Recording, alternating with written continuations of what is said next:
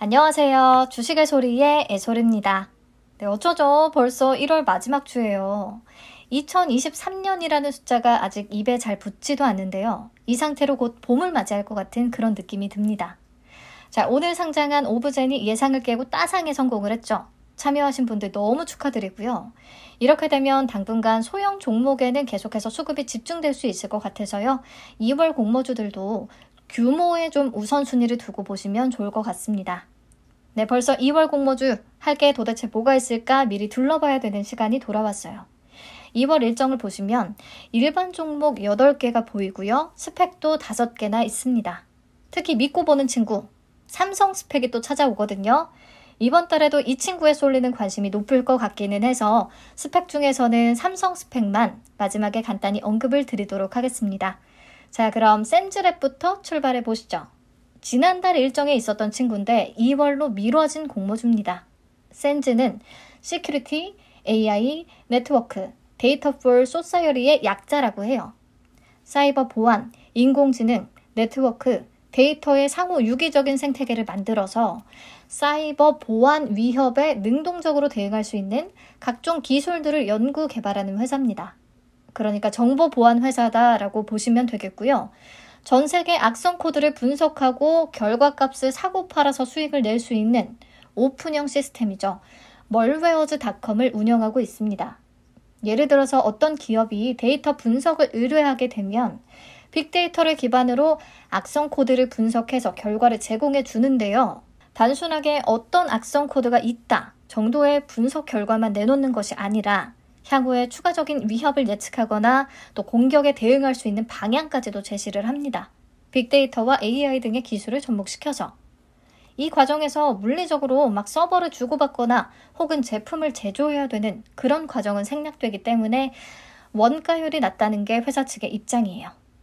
아무튼 국내에서 이런 사이버 위협 인텔리전스를 다루고 있는 기업으로는 SK숄더스, 안랩, CQI, 이글루 등등이 있는데요. 이 중에 작년 초에 상장을 추진했다가 결국에 무산된 SK숄더스가 가장 먼저 눈에 들어옵니다. 끝까지 공모가에 대한 욕심을 내려놓지 못하면서 상장을 철회했기 때문에 센즈랩도 공모가에 대한 평가가 중요할 것 같아요. 그리고 성장 스토리를 잘 만들어야 합니다. 사이버 위협이 증가하면서 데이터 보안의 중요성이 커지고 있기는 하지만 아직은 이 시장이 개화 단계고요. 본격적인 성장은 4, 5년 뒤에나 가능할 것으로 전망이 되고 있거든요. 이런 환경이 실적에 여실히 드러나고 있어요. 작년에는 영업이익과 당기순이익 흑자를 기록했지만 올해 3분기 누적 실적은 영업 손실, 당기순 손실, 적자 전환을 했습니다. 아직은 안정적인 실적을 내지는 못하고 있다는 거죠. 그래서 기술 특례 상장을 추진했고요. 공모가를 산정할 때 25년 추정 순이익을 활용했습니다.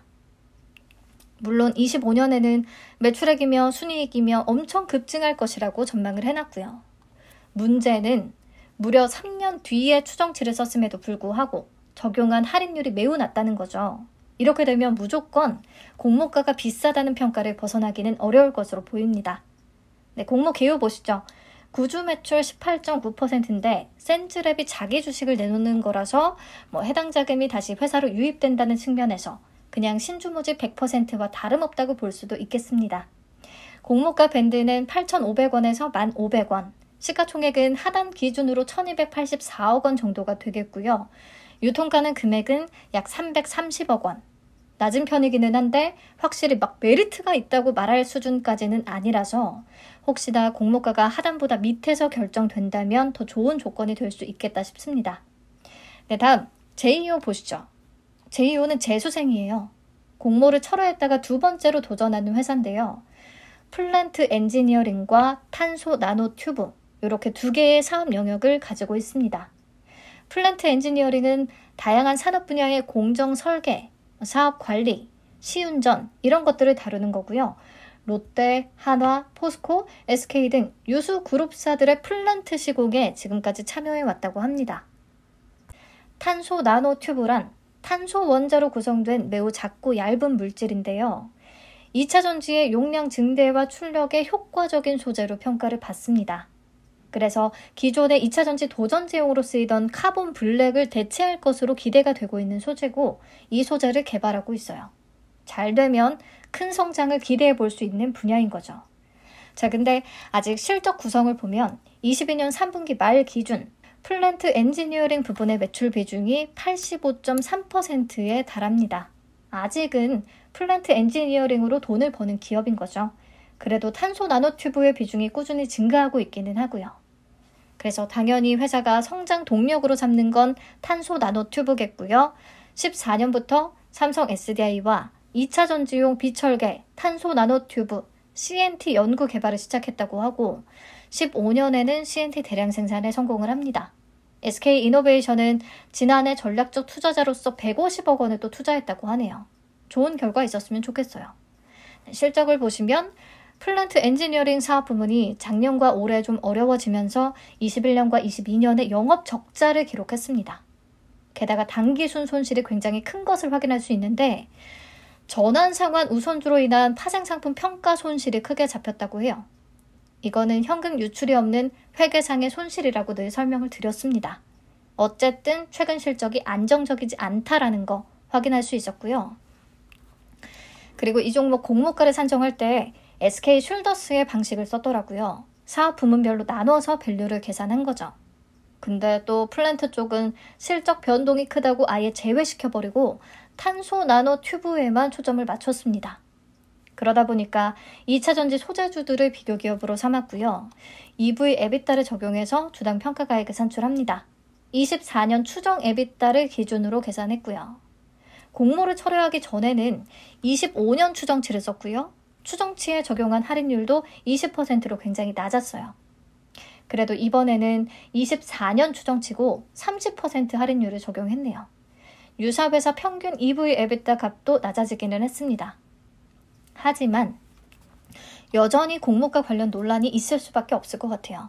왜냐하면 현재는 매출 비중이 플랜트 엔지니어링이 압도적으로 높은데 탄소 나노 튜브만으로 기업 밸류를 측정했잖아요. 과연 이게 맞는 것일까?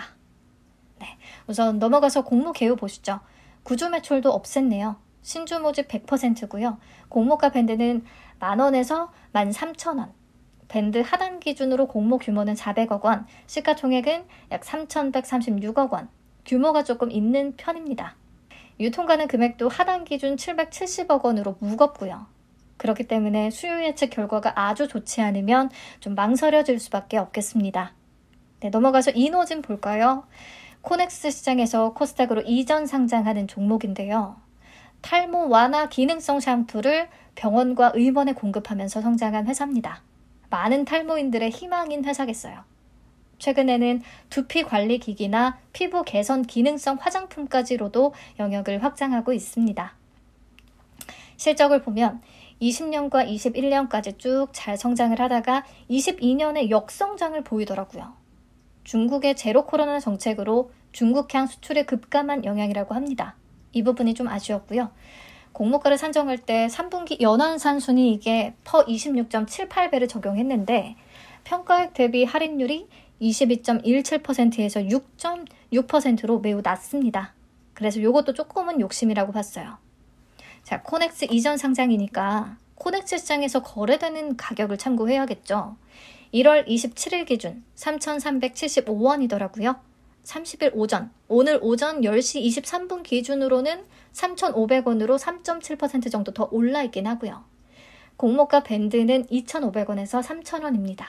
하단에 결정된다면 진짜 매력적으로 느낄 수가 있겠네요. 그리고 이 종목 또 깃털처럼 가볍습니다. 밴드 하단 기준으로 시가총액이 301억 원밖에 안 되고요. 유통가능 금액도 127억 원 수준이에요. 하지만 코넥스 이전 상장이라 기존 주주의 매수 단가가 중요한 변수가 되겠고요. 가장 최근에 비슷했던 그 코넥스 이전 상장 종목이 있었거든요. 뉴비온이라고 기억하실까요?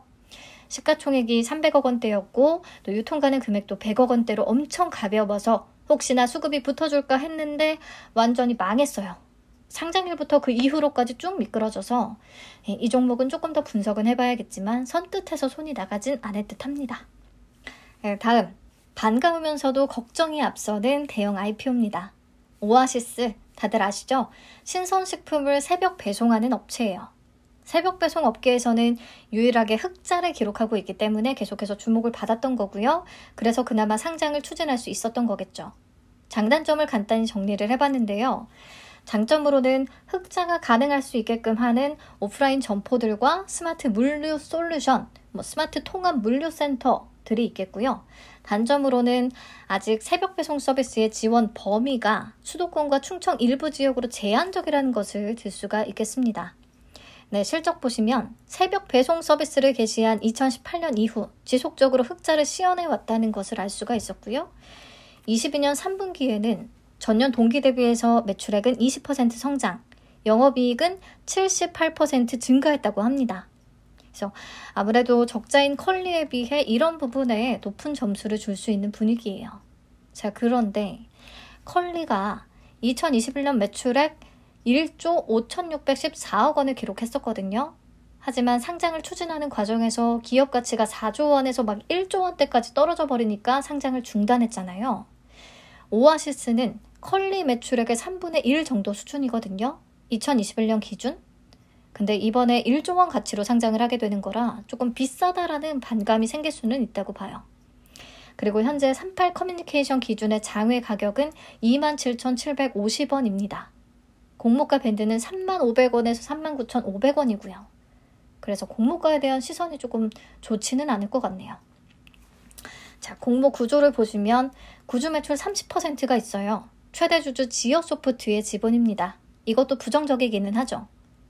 그리고 밴드 하단 기준 시가총액 약 9,679억 원, 유통가능 금액은 약 4,422억 원 규모가 되니까 아주 큰 놈이라는 거. 그렇기 때문에 공모가도 확실히 메리트가 있어야 되고 수요 예측 결과에서 확약 비율도 높아야 좀 손이 나갈 것 같습니다.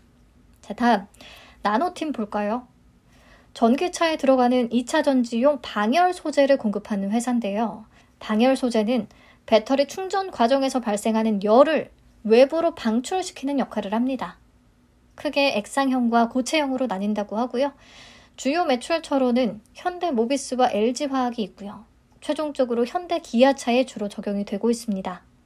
2020년에 현대기아차의 전기차 전용 플랫폼 eGMP에 개필러 공급업체로 선정이 됐대요. 그래서 현대기아의 전기차 수소차 생산을 위해 사용되는 주요 열관리 소재를 상당 부분 이 회사가 공급을 하고 있습니다. 현대기아차에 집중되어 있기 때문에 매출처 편중이 좀 크다는 게 리스크겠고요. 현재 이런 열관리 시장에 뛰어들고 있는 회사가 너무 많다고 해요. 그래서 단가 인하 경쟁에 노출될 수 있다는 우려가 좀 큽니다. 실적을 보시면 19년부터 21년까지 가파르게 외형 성장을 이루고 있는데요. 22년에는 우크라이나 사태에 따른 공급망 악화와 또 차량용 반도체 공급 부족 사태로 인해서 성장세가 둔화되기는 했습니다. 회사는 앞으로의 추정 실적을 굉장히 장밋빛으로 잡아놓기는 했는데 앞에서 얘기했듯이 단가 인하 경쟁을 피할 수가 없다면 나노팀이 제시한 추정 실적처럼 수익이 급증하기는 어려울 것이다 라는 게 전반적인 의견이에요. 네, 그리고 이 회사는 재무 안정성 지표가 위태위태합니다. 유동 비율과 부채 비율, 차입금 의존도 모두 업종 평균 대비해서 부진하고요. 특히 22년 3분기 말 기준 현금성 자산이 1.9억 원으로 급감했어요. 수익성 저하와 또 신공장 가동으로 인한 초기 비용이 자금을 빠르게 경색시킨 건데요. 이 원활하지 않은 캐시플로우를 차입으로 개선을 하려고 했습니다. 여러 은행으로부터 대출을 받았어요. 그래서인지 이번 공모자금의 무려 37%가 차입금 상환에 쓰일 예정이더라고요. 이 부분도 조금 부정적으로 느낄 수 있는 포인트가 되겠고요. 공모가를 산정할 때 유사 기업으로 시장에서의 밸류가 높은 2차 전지 소재 업체들만을 선정을 했습니다. 양극, 음극, 분리막, 전해액 이런 배터리의 가장 기초를 이루고 있는 소재 업체들이고요. 나노팀의 방열 소재는 이런 소재들보다는 조금은 2차 전지 부품 쪽으로 보는 게 맞다고 생각을 해서 이들의 평균 퍼 31.46배를 적용한 건 너무 높은 감이 없지 않아 있는 듯 합니다. 그리고 23년 추정 순이익을 적용했어요. 앞에서 얘기했듯이 장밋빛 미래를 그려놨고요. 적용된 할인율은 31.19%에서 22.21%로 그저 그런 편입니다. 미래 추정치와 높은 퍼에 비해서는 좀 낮다는 생각이 들었어요. 공모 구조를 보시면 신주 모집 100%고요. 공모가 밴드는 11,500원에서 13,000원, 공모 규모는 밴드 하단 기준으로 약 236억 원, 시가총액은 약 2203억 원 규모가 되겠습니다. 유통가능 금액은 약 480억 원대고요. 그래서 규모도 애매해서 좀 쉽지 않은 종목일 것 같아요. 다음, 바이오 인프라. 이 친구도 재수생이죠. CRO 기업입니다. 임상시험을 위탁받아 수행해주는 임상시험 수탁기관. 임상시험도 단계별로 굉장히 다양한 것들이 필요한데 바이오 인프라는 특히 생물학적 동등성 시험 분야에 있어서 경쟁력을 가졌습니다.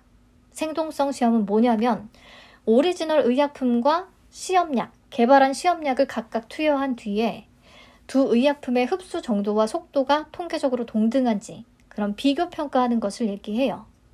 보시면 2021년 식약처 생동성 시험 승인 건수 기준으로 바이오 인프라가 국내 시장 점유율 1위를 기록하고 있습니다. 최근에 상장한 DTNCR보다도 훨씬 앞서기는 하죠. 실적도 꾸준히 성장세를 보여주고 있어요. 영업이익률도 20% 안팎으로 DTNCR의 15%에 비해 조금 더 높은 편이긴 하고요. 근데 지난번에 공모를 철회한 이유 중에 하나는 터무니없는 공모가가 영향을 미쳤을 거라고 생각을 하는데요. 유사 회사의 무상증자로 인해 미친 급등을 보여줬던 노터스를 포함시키면서 적용폭을 확 높인 경향이 있었거든요. 이번에는 노터스를 뺐고요.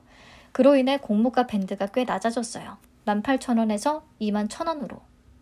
하지만 DTNCR가 상장 후에 성적이 너무 안 좋았잖아요. DTNCR는 3분기까지의 누적 실적이 확인이 안 돼서 제가 2분기 연한산 순위 기준으로 계산하긴 했는데요. 그렇다면 DTNCR의 퍼는 9.6배밖에 안 되거든요. 바이오 인프라는 하단 기준으로 11.9배고요. 그래서 바이오 인프라의 공모가도 하단이나 그 밑으로 결정될 가능성도 있다고는 봅니다. 혹시나 그렇게 된다면 규모 메리트가 더 생기긴 할 것 같아요. 현재 공모가 밴드 하단 기준 시가총액이 863억 원으로 1000억 원 아래고 또 유통가능 금액도 275억 원으로 가벼운 편이거든요. 그래서 가격이 어떻게 결정이 되는지 좀 지켜봐야겠습니다. 네, 다음 자람 테크놀로지 볼게요. 얘는 무려 3수생입니다. 세 번째 도전이에요. 꺾이지 않는 마음으로 계속 도전하고 있는 자람 테크놀로지. 이 회사는 통신 장비와 통신용 반도체를 제작하는 회사입니다. 캐시카우는 기가와이어, 광트랜시버, 하이패스 단말기 같은 통신용 장비들이 있고요.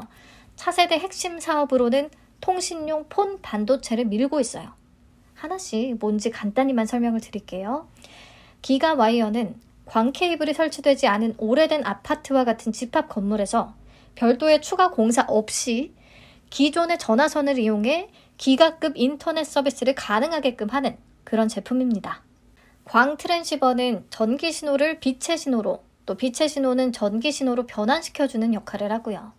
그리고 회사가 성장 동력으로 삼고 있는 게 폰 반도체인데 여러 개의 기지국을 하나로 묶어서 광케이블과 연결하는 기술을 폰 기술이라고 하고요.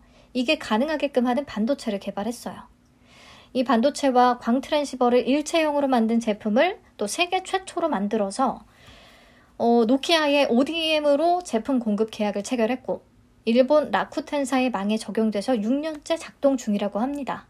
그래서 기술력은 있는 것 같은데 아직 이 핵심 제품에 대한 매출 비중이 21년 기준 2.1%에 불과해요. 5G 투자가 본격화되기 전이라 그렇고요. 만약에 투자가 본격화된다면 이 시장에서 확실히 점유율을 확보할 수 있을 것인지 아직 확신을 갖기에는 좀 이른 단계로 보이기는 합니다. 실적을 보면 당기순이익이 꾸준히 나오기는 하는데 2019년 이후에 실적이 계속 저조했어요. 22년 들어서 이익률이 개선되고 있기는 하지만 좀 불안정한 편이라고 볼 수가 있겠죠. 네, 그리고 삼수생이라고 했죠. 정정신고서를 2번이나 제출하면서 계속해서 몸값을 낮췄습니다. 처음에는 유사 회사에 통신 장비 기업이지만 퍼가 굉장히 높은 머큐리라는 회사를 포함시켜서 문제가 조금 제기가 됐었고요. 그리고 적용순이익도 보시면 24년 추정치기는 한데 정정할 때마다 추정치가 계속해서 낮아지고 있어요. 이것도 조금 웃기네요. 그래서 최종적으로 머큐리를 제외하고 적용퍼와 추정순이익을 낮추면서 공모가 밴드가 16,000원에서 20,000원대로 떨어지기는 했는데 저는 여전히 조금 비싸다고 생각을 합니다. 왜냐면 이 회사 반도체 비중은 2%대밖에 안 됐잖아요. 그러면 사실 지금은 통신 장비 회사라는 건데 아진엑스텍이나 칩스인미디어는 반도체 팹리스 쪽이에요. 특히 아진엑스텍은 삼성과 로봇 산업 원천 기술을 개발 중이라고 해서 로봇 관련주로까지 엮입니다. 칩스인미디어는 아시죠? 반도체 설계 자산, IP 회사인데 그 중에서도 비디오 IP가 주력이라서 자율주행 관련주로 엮여요. 그래서 이런 친구들하고 비교하는 건 좀 무리라고 생각을 했고 그나마 저는 이노와이어리스와 비교가 맞다고 봐서요. 그렇다면 자람 테크놀로지의 밴드 하단 기준의 퍼도 너무 높습니다. 근데 얘도 가볍다는 장점이에요. 유통가능 금액이 100억 원대거든요, 이미. 그래서 차라리 수요 예측 결과에서 공모가가 밴드 하단이나 그 밑으로 정해지면 더 좋겠다 싶고요. 그러면 분명히 관심을 가져야 합니다. 자, 마지막 블루포인트 파트너스 보겠습니다. 엑셀러레이터 1호 상장 기업인데요. 엑셀러레이터가 뭐냐? 좀 생소하실 텐데 벤처 캐피털과 큰 틀에서는 비슷하지만 세부적인 부분에서는 차이가 조금 존재하는 그런 투자 회사라고 볼 수가 있겠어요. 엑셀러레이터는 주로 창업한 지 3년 이내의 초기 단계 기업에만 투자를 진행합니다. 투자만 한다기보다 창업자가 스타트업을 잘 시작할 수 있게끔 네트워킹이나 멘토링, 컨설팅, 그리고 시설 지원 이런 것까지도 다 지원을 해주는 회사인 것 같아요. 그러니까 스타트업의 시작 단계를 돕는 거죠. 반면에 벤처 캐피털은 중후기, 시리즈 A, B, C 단계별 투자를 통해 자금을 투입하는 편이고요. 근데 A씨가 초기 단계에서 투자를 진행하고 해당 벤처가 성공적으로 IPO를 마칠 때까지 기다려야 된다면 너무 오랜 기간 자금이 묶이게 되겠죠.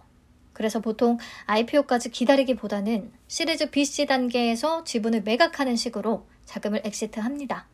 근데 어쨌든 큰 틀에서는 스타트업에 투자를 해서 성장을 돕고 가치가 커지면 엑시트한다.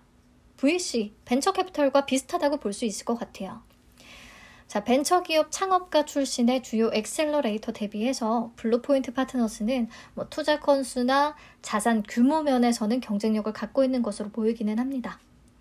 그리고 회사 포트폴리오 중에서 최근 IPO가 진행된 기업이 있더라고요. 플라즈맵과 인벤티지랩. 저는 둘 다 패스하긴 했는데 둘 다 수익 구간을 줬었죠. 성공적으로 데뷔했다 볼 수 있겠고요.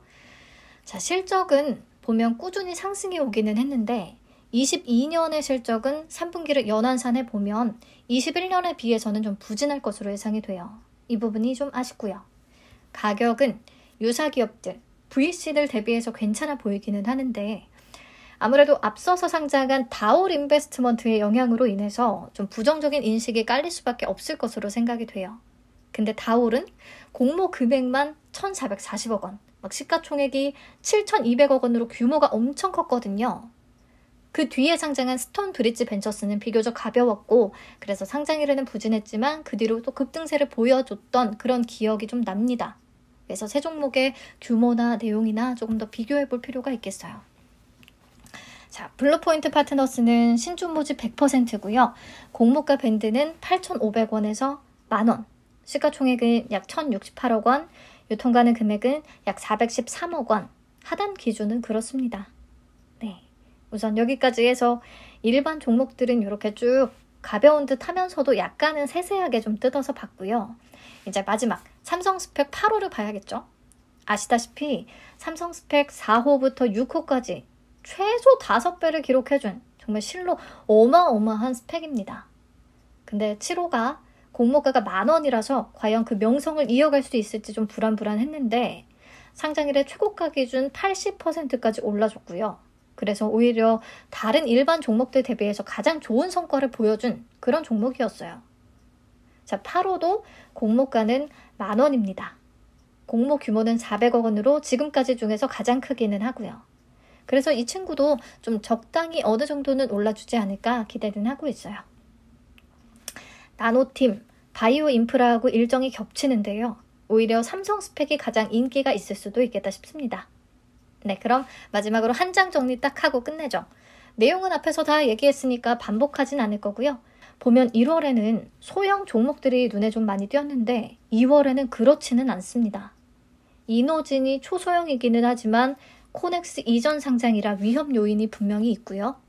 또 그나마 규모가 작은 건 바이오 인프라와 자람 테크놀로지인데 둘 다 가격이 막 마음에 드는 수준까지는 아니기 때문에 수요 예측 결과로 공모가가 낮아졌으면 하는 바람이 있고요. 나머지들도 오히려 수요 예측 결과가 조금 부진해서 공모가가 할인이 된다면 그 속에서 기회를 찾아보려고 합니다. 자, 근데 오늘 영상으로 모든 걸 다 판단하면 안 된다는 거 아시죠? 가볍게 훑어봐서 놓친 부분이 분명히 많을 것이기 때문에 추가적인 분석이 꼭 필요합니다.